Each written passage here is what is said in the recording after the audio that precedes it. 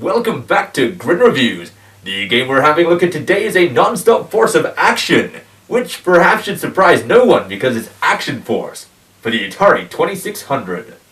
Now, as far as I understand it, Action Force is somehow connected to Action Man, which in extension is apparently also connected to G.I. Joe. I'm not really, to be completely honest, certain how all of these things tie together. Grim did try to explain it to me, but I got bored and tuned out. You see, growing up I got most of my cartoon action fix from He-Man and Pole Position, which really just left no room for G.I. Joe. So I'm not saying I didn't like it, I just never really gave it a chance, and as such, I don't exactly have much of a working knowledge of the show. If you were to ask me to name some characters, I would probably struggle and just hope that one was called Action Man, one was called G.I. Joe, and their team was called Action Force, but really I'm just grasping at straws there. Luckily, however, this is one of the rare occasions where management has actually provided me with the manual, which means I'm not going to have to rely on my very spotty knowledge of Action Man, G.I. Joe, and Action Force to actually know what's happening in the game. So what, in fact, does the manual actually tell us? Well, rather simply, it tells us defend and fire. That's our mission in this battle between Action Force and our enemy, an evil organization determined to take over the world. So it appears to be your average bad guys are trying to do bad things because they're bad sort of deal going on here. In the style that's not exactly uncommon for the Atari 2600, and indeed can be seen in many other games such as Joust, Missile Command, and Millipede, this is not where the story ends, and it actually has an entire 3 paragraphs telling us what's going on. I am, however, not going to bother reading the entire thing here verbatim because, it's not exactly necessary, but I'll quickly sum up the important bits.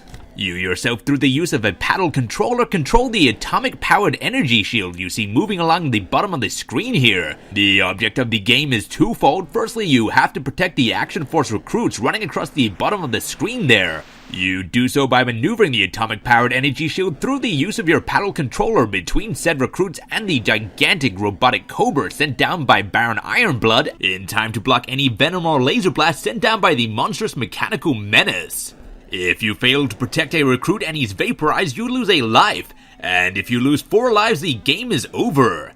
Now, you may have noticed I said if you fail to protect a recruit and he's vaporized, you lose a life, not if you fail to stop a blast sent down by the Cobra. And this is actually one of the very interesting game mechanics that make Action Force so very fun. You see, not unlike in Missile Command, where you don't have to defend an already destroyed city, in Action Force, if you see venom or a laser blast that you judge is not going to hit a recruit, you don't really have to bother blocking it.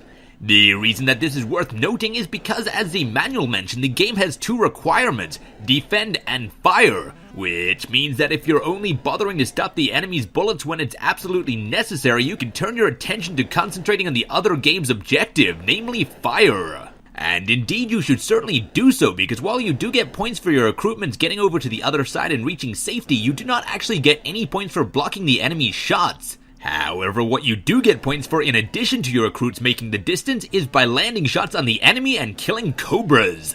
And if you're wondering, you did hear me correctly, I did indeed say Cobras in plural, but let's not get ahead of ourselves and first talk about firing. In order to take the fight to the Cobra itself, you must pilot your atomic-powered force shield to one of the gun emplacements on either the left or right of the screen.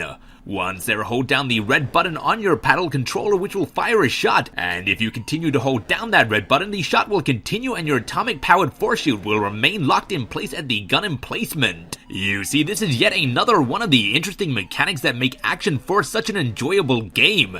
As while locked in the gunner position, your paddle controller will no longer maneuver your atomic energy shield, but instead the shots you fired. And as I indicated earlier in this video, you can use those shots to take down the Cobras. It takes 8 hits to kill a Cobra, and while it's a little bit difficult to make your shots hit their mark, I find the best way to do it is to have them lance across the face of the Cobra. Cobras, not unlike many of these species on this planet, do not enjoy being shot in the face with a giant cannon.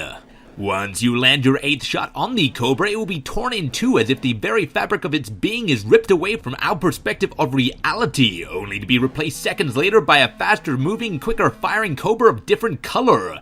However, all is not completely dire, as we're awarded with a little bit of a ditty and some bonus points. There is no end to the replacement of Cobras, and eventually you will be worn down and defeated. This means that the game teaches us all an important lesson about the eventual inevitability of death, and that we might as well just have fun and try to get a high score in the time that we have. So with that, the basic outline of the game summed up, let's briefly talk about the controls. The controls in Action Force are extremely well done. To begin with, I wasn't a huge fan of how the atomic-powered shield controlled. It felt a little bit too fast and a little bit too sensitive. However, as I played the game, got used to the controls, and actually learned the controls, I warmed up to them greatly. The main thing that really changed my opinion on the controls was finding out that clicking the red button on your paddle controller would lock your position.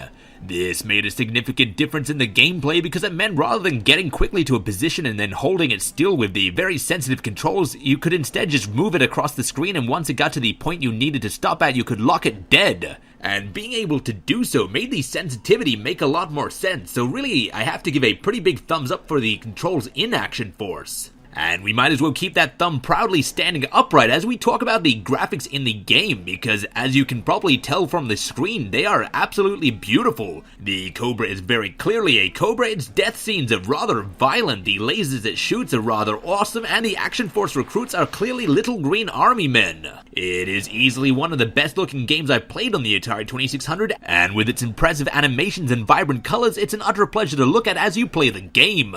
So there you have it, Action Force for the Atari 2600. Good controls, great gameplay, and beautiful graphics, and no one would probably think you were the fool to assume that this is where the review would end. However, while this would already have been enough to make Action Force a fantastically worthwhile game to play on the Atari 2600, it somehow offers even more. I am of course talking about the multiplayer options within Action Force, which go above and beyond any multiplayer options I've seen in any Atari 2600 game so far. Whereas most games really cheap out in the multiplayer option and make you just take turns trying to get a high score, in Action Force a second player instead has the option to pick up the second paddle controller and take control of a second atomic-powered energy shield. This means that you and the second player can work together defending the soldiers and taking shots at the enemy, with one of you manning the cannon and one of you blocking shots, or just both of you doing the best you can to do both. The game is a fantastic multiplayer game to team up with a friend and try to defeat evil.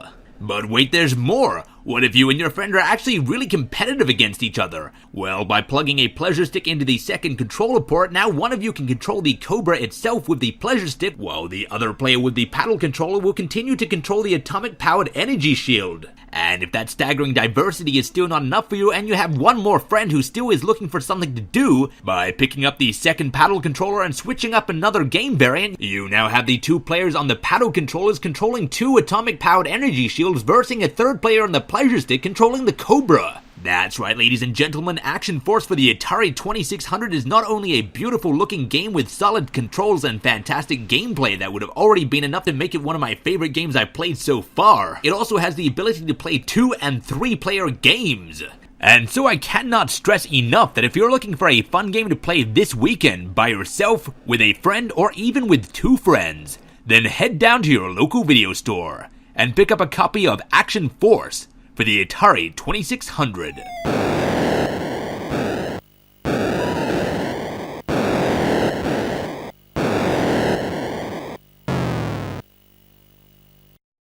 I love it how the last line in the manual, when you actually think about it, kind of insults you. It reads, "It's a mission for only highly trained commandos like Action Force.